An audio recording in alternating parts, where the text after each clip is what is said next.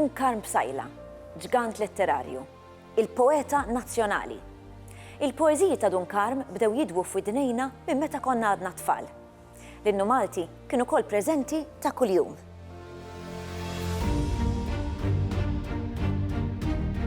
Dunkarm twilet f'Ħażebbuġ fi-18 Ottubru 1871. Huwa kien qassis kif ukoll kien jgħallem diversi suġġetti fosthom it-Taljan u l-Latin. Fl-1920 flimkien ma' kittieba oħra waqfu l-Għaqda tal-Kittieba tal-Malti, illum l-Akkademja tal-Malti. Lan kien li joħolqu grammatika u ortografija standard għal-Malti. Fl-1927 sar il-President ta' din l-Għaqda kif ukoll l-editur ta' Il-Malti fejn dam sas-sena 1940. Dunkarm ma kienx jikteb biss poeżiji, iżda kiteb ukoll diversi ittri, saġġi u traduzzjonijiet. Xi xogħol ta' Dunkarm ġie maqlub għall-Ingliż fl-1961. Dunkarm miet fi-13 ta' Ottubru 1961.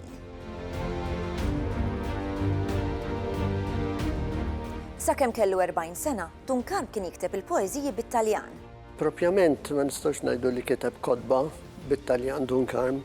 Kiteb ħafna poeżiji mxerdin l-ewwel hemm, il-ktieb kien ħarġu Oliver Friġġieri ftit snin ilu u ġabar il-poeżiji kollha li kiteb Dunkarm bit-Taljan. Daw kienu mal-150, però mbagħad fin-1912 beda jikteb bil-Malti u dan ma jfissirx li waqaf jikteb bit-Taljan. Bit-Taljan dan jikteb anki san-1946. Però bil-Malti kitab ħafna iżjed, ovvjament għax kellu ħafna iżjed domanda minn nies pereżempju biex jagħmlu versi ċelebratorji, n-nijiet tal-qaddisin u dal-affarijiet. Il-kultura Taljana kienet bla dubju influenza qawwija fuq il-kitbiet ta' Dunkarm. Il-poeżija ta' Dunkarm hija dik li fl-Italja jgħidula letteratura dialettali riflessa. L-ewwel ħaġa rridu nżommu quddiem għajnejna li fl-Italja dak iż-żmien is-sitwazzjoni kienet bħal Malta. Xi 11% biss kienu jafu jaqraw u jiktbu bit-Taljan. Il-ċifra ta' Malta kienet pratikament l-istess. Mela Dunkarm f'din l-atmosfera ta' dak iż-żmien kien qiegħed jixrob mill-letteratura Taljana u jittrasferja fi kliem Malti. Dana kien skoprih Oliver Friġġieri li ħareġ ktieb sabiħ ħafna wkoll il-kultura Taljana f'Dunkarm hemmhekk issib id-dettalji kollha. Għal dak li huwa stil, jiġifieri aħna naraw il-versi bħal Taljani, jiġifieri l-endekasillabu fis-sonetti, għandek l-ottonari u s-settenari fil-rimi popolari. U barra minn hekk għandek ukoll l-influenza qawwija Monti, Vincenzo Monti fl-ewwel fażi, meta kien neoklassiku l-istil ta' Dunkarm. Imma mbagħad qaleb għal l-istil romantiku fejn iżjed segwa l-eżempju ta' Manzoni. Dunkarm kien qed jgħix f'soċjetà fejn il-lingwa Taljana kienet b'saħħitha ħafna fi gżirietna.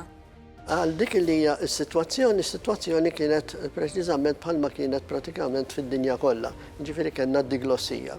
Kellek lingwa miktuba, ġeneralment tinħadem fl-amministrazzjoni, fl-iskola u anke fil-kultura, bħalma hija l-letteratura ovvjament, però ma kellek il-lingwa mitkellma. Dunkarm ipprova itella il-lingwa mitkellma għal livell letterarju. Dak kienu ġabduh ħafna oħrajn qablu, speċjalment Gian Anton Vassallo, isu xi 60-70 sena qabel, però Dunkarm irnexxielu jtellaħħa għal livelli ogħla. Rigward ta' żmienu, nerġa' ma kienx propju allineat mal-poeżija ta' żmienu, u kiteb ħafna bil-Malti, però poeżiji kiteb fuq 300 bil-Malti u kellu 150 bit-Taljan. Però baqa' jittratta l-istess temi. Pereżempju, jekk naraw il-poeżija Taljana u l-poeżija bil-Malti, jiena kont ħriġt il-konkordanzi ta' Dunkarm. Konkordanzi jiġifieri tikkopja l-poeżiji kollha li kiteb bit-Taljan u bil-Malti. U mbagħad tot dawk li l-iżjed jirrikorru spiss. Biċċa xogħol ħafna din kelli ġi studenti tajbin u bis-saħħa tagħhom li għamilta. Però meta tqis fuq ix qed jitkellem Dunkarm, di t-tikħil ta' it-tematika tiegħu.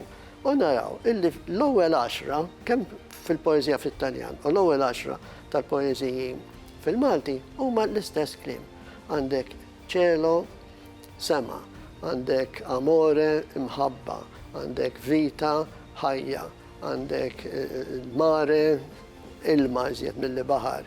Dawn huwa propju l-ewwel 10 kelmiet kemm fit-Taljan kemm fil-Malti. Jiġifieri juruna illi pratikament it-tematika ta' Dunkarn baqgħet dejjem l-istess, kemm jekk qed jikteb bit-Taljan kemm qed jikteb bil-Malti. U dawn huma in-natura, il-patriottiżmu u ovvjament l-imħabba f'sens speċjalment reliġjuż. Ir-reliġjon huwa kien saċerdot u veru. Allura kitab ħafna versi reliġjużi.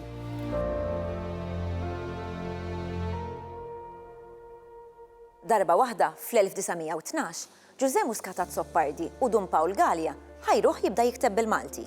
Dunkarn minn nifsu jirrakkonta f'kitba li semmija taħdita fuq il-poezija Maltija. Kif il-fatt ġiet biex ngħidu hekk l-opportunità li jibda jikteb jew aħjar is-sejħa li jibda jikteb bil-Malti. Kellhom ikunu Giuseppe Muscat Zoppardi u Don Paul Gallia li ħajruh jikbilhom xi ħaġa bil-Malti.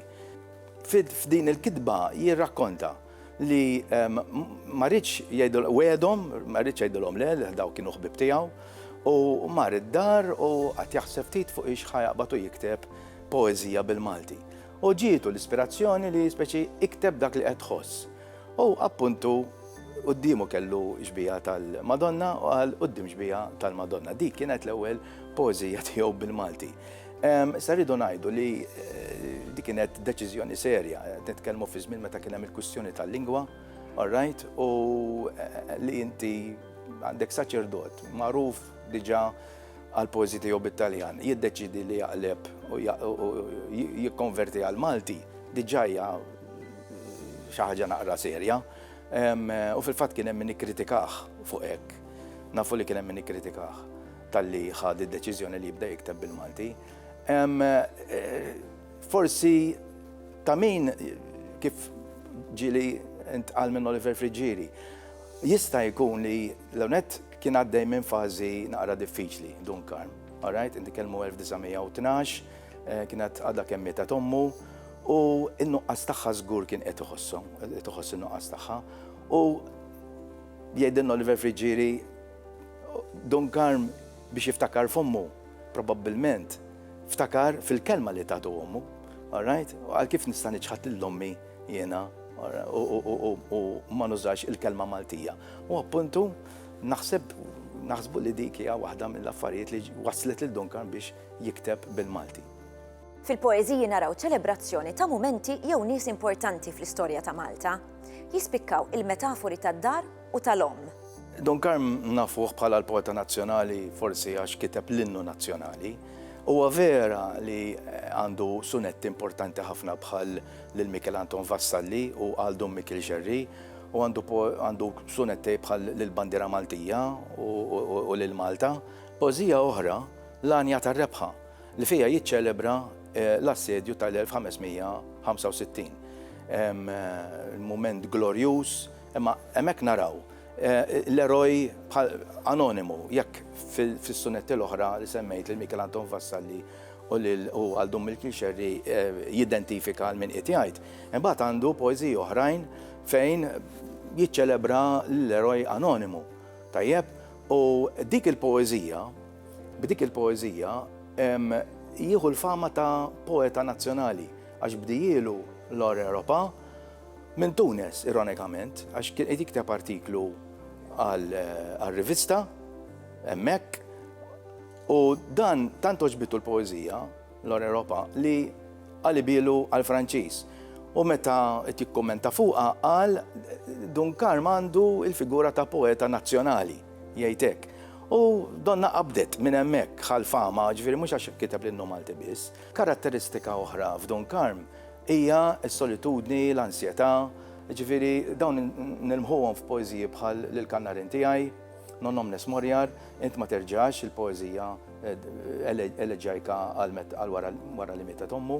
Hemm ukoll it-tema tal-om f'Dunkarn li narawha fi tliet aspetti bażikament, għandek l-om personali tiegħu, għandek il-poeżija dedikati lill-Madonna bħal Bjuda, sunet sabiħ ħafna, u mbagħad għandek Malta wkoll bħala om, poezija bħal il-Malta, sewwa jiċċelebra u jgħidilha jien ħaġa waħda miegħek. Għadmek għadmi u demmek jiġri miegħi. Dunkarm baqa' jikteb bil-Malti sakemm miet.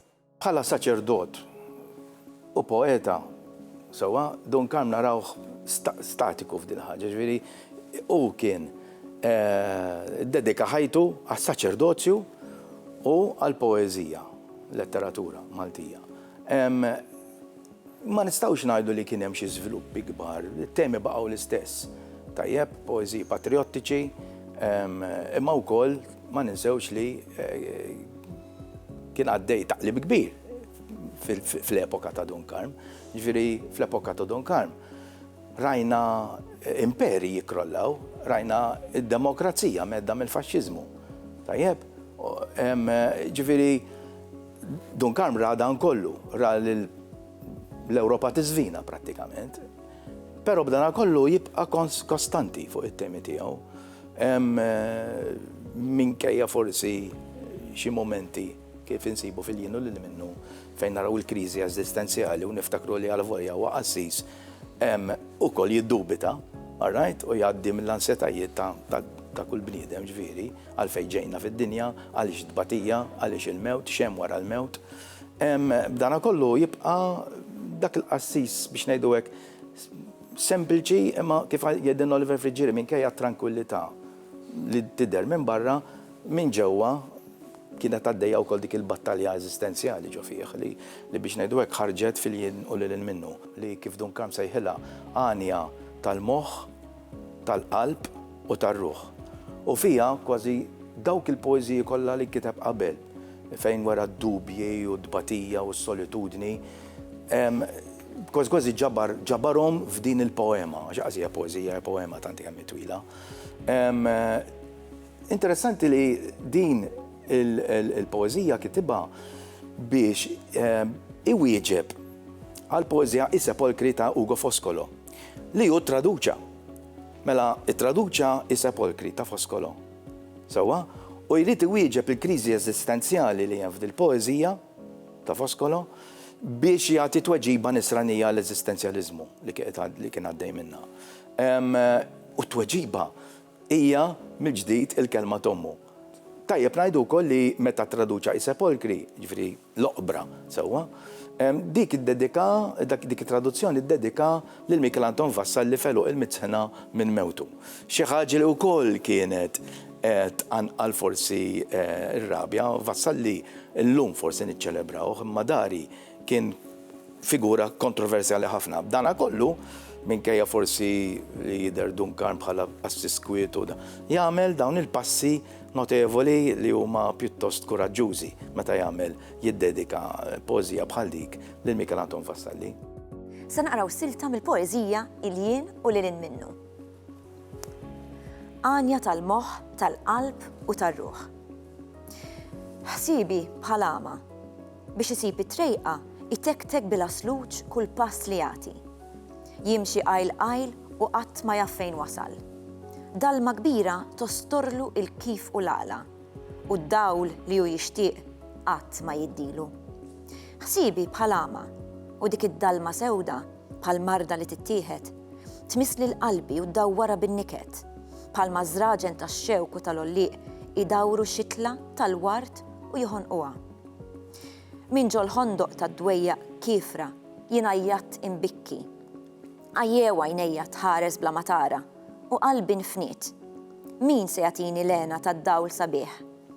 Min se jurini t-trejqa li twassalni x'imkien fejn hemm il-milja tax-xewqa kbira li taħfili l-ħajti? It-titlu ta' poeta nazzjonali ingħatalu fl-1935. X'kien ifisser dan it-titlu? Li jkollna poeta nazzjonali hija minnha nnifisha sewwa xi ħaġa li tagħtina ġieħu identità. Sakemm aħna nibqgħu nożżu l-identità tagħna, l-letteratura tagħna, sakemm nibqgħu nitkellmu bil-Malti, Dunkarm jibqa' relevanti. Jekk ma nibqgħux inħadmu l-Malti, ma jibqax relevanti, sfortunatament. Dunkarm żgur li meta kiteb dak li kiteb fil-poeżiji tiegħu lil Malta, lill-letteratura Maltija ressaqa avviċina ma dak li qed jikiteb fil-kontinent Ewropew. Tajjeb, ġifieri iva, Dunkarm għandu jibqa' relevanti, għandna nibqgħu nistudjawh, għandna nibqgħu napprezzawh, għax hemmhekk hemm l-identità tagħna wkoll fih. Huwa interessanti wkoll kif jgħid Oliver Frigieri. Huwa l-unika poeta li magħruf b'ismu biss u bit-titlu Dunkarm. Meta ngħidu Dunkarm mal-ewwel nirreferu għalih għal poeta nazzjonali u ħadd iktar qisu, qed tifhem ma ngħidux Dunkarm b'sajla, għalkemm ngħiduha wkoll, imma Dunkarm huwa biżżejjed. Dik diġà juri li ħaċertu fama anki f'ħajtu stess, u dik kienet ġifieri xi ħaġa sabiħa li f'ħajtek stess, u vera jkollok dak ir-rikonoxximent. Dunkarm huwa wkoll l-awtur tal-Innu Nazzjonali ta' Malta. Il-mużika kienet inkitbet minn Robert Samut. Fl-Innu Malti għandek żwieġ importanti bejn żewġ kulturi kbar, l-Iżlamika u dik Ewropea. Għaliex qed ngħidlek għandek l-innu daw iż-żewġ terzini kull huma żewġ terzini. Il-klim kollu huwa semitiku, kollu mill-Arbi, però l-forma hija Latina. Tjuża l-endekasillabu. Mela inti hemmhekk għandek żwieġ bejn żewġ kulturi kbar. Il-kelma, il-frażi kbiralla, viċin ħafna Allahu akbar, sewwa. Issa, il-metafori ċentrali, ovvjament Malta bħala hija tindirizza li xi ħadd lil din, qed jagħmel apostrofi, qed japostrofizza, lil din l-art ħelwa. Hemmhekk sewwa diġà qiegħed jibni bil-mod il-mod u jagħmel it-talba lill-Alla biex iħares lil din l-om kif dejjem għamel. U di jarġa' jirrepetiha fit-terzina li jmiss. Issa, mbagħad għandek metafori oħrajn interessanti, bħal pereżempju bl-oħla dawl li bist. L-oħla ġiex qed jgħid, l-oħla l-ewwel fisser l-iktar ħelu, is-superlattiv ta' ħelu. Mela, bl-oħla dawl, għandek metafora sinestetika, ġifieri għandek is-sens tad-dawl, tal-ħars, ma' sens tat-toma. Tajjeb, bl-oħla dawl li bist. Il-kitbiet ta' Dunkarm kienu qed jirriflettu soċjetà li hi differenti sew minn dik li ngħixu fiha llum. Mela għaliex jibqa' jingħata din l-importanza? Dunkarm jibqa' dejjem figura ċentrali fejn jidħol il-moviment romantiku Malti. Issa, qed nitkellmu meta qaleb mit-Taljan għal Malti, għad kienet għaddejja il-kwistjoni tal-lingwa. Dik kienet deċiżjoni importanti ħafna. Il-kwistjoni taħraq bħalma kienet, ġifieri l-iskola biex ħanalmuhom l-itfal. Bit-Taljan jew bl-Ingliż u l-Malti. Fil-Parlament biex ħanitkellmu bl-Ingliż jew bit-Taljan u l-Malti. Ġifieri kien hemm anke min issuġġerixxa li jintuża l-Malti u daħqu bih u għaddeħu biż-żmien. Mela, Dunkarm qabad dik li jgħidu l-lingwa ta' kċina. It-jolli għal fuq, it-juri jisma'. Din hija lingwa l-sin bħal kull ieħor u nista' nesprimi ruħi biha anki f'livell letterarju. Nista' nilqada biha bit-tixbijat, bil-metafori, b'kollox, m'hemm xejn inqas. Dija kwistjoni li nħossuha llum ukoll. Fl-iskejl tagħna għandna sfida biex nagħlmuhom lill-istudenti tagħna minħabba li għandna ħafna studenti barranin ukoll. Tajjeb, bl-Ingliż jew bil-Malti. Ġifieri l-istess argument qed narġgħu nsibuh qudiemna llum. U jekk aħna napprezzaw dak li għandna, all right, rridu nsibu soluzzjoni, rridu nwiġbuha din l-isfida u naħseb għandna ħafna x'nitalmu minn Dunkarm li għażel li mit-Taljan jaqleb għal Malti għax dik kienet il-lingwa li tagħtu ommu. Fl-arkivji tal-Katedral tal-Imdina insibu bosta materjal li hu marbut ma' Dunkarm. Qabel xejn, fl-arkivju tal-Katedral sezzjoni minn dan l-arkivju tippossedi dik li ngħidula sezzjoni mix-xellanja, ġifieri diversi manuskritti li mhumiex marbutin intrinsikament mal-amministrazzjoni kapitolari, imma huma materjal storiku, miċċiet minn dan il-materjal kien ikkumpilat minn arkivisti tal-Katedral, sewwa u għandu materjal storiku dwar l-attività ekklezjastika ta' Malta u anke l-attività ekklezjastika tal-Katedral, imma mbagħad hemm kollezzjoni oħrajn illi ma kellhom l-ebda relazzjoni mal-katedral. Fost dawn il-kollezzjoni nsibu il-karti jew biex ngħidu hekk uħud mill-karti tal-Poeta Nazzjonali Duncan Msajla. Ma nistgħux ngħidu li dan il-karti jagħtu stampa sħiħa ta' ħajja Duncan, imma huma aktar minn skeletru għaliex fihom naraw il-Duncan. Minn qabel ma kien daħal is-seminarju, ġifieri għadu daqsxejn ta' ġuvnott, sa nistgħu ngħidu Duncan wara l-gwerra, jew ftit qabel ma miet, anzi hawn anke hawn karti ta' snin 50, Duncan miet fis-sena 1960.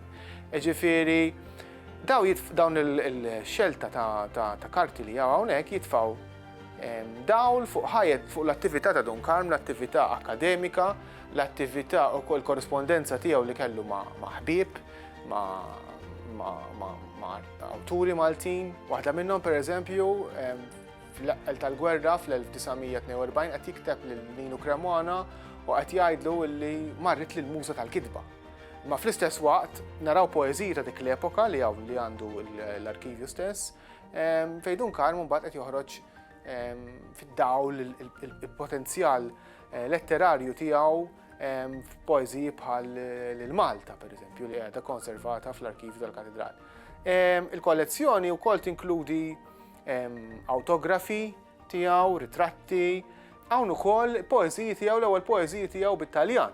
Pereżempju, f'wieħed mill-kwaderni tiegħu, mill-pitazzi tiegħu tal-iskola, jgħid hekk: ai pochi la cui santa e forte amicizia conservando in me l'amore e la gioia della poesia mi ha reso meno amaro la vita. Ġifieri, imnalla b'saħħa tal-poeżija tiegħu għamlet il-ħajja tiegħu inqas morra. Dokument ieħor juri is-salarju annwali ta' meta Duncan kien bħalma huwa x-xogħol tiegħi assistent librar u mbagħad sar wara librar u arkivista.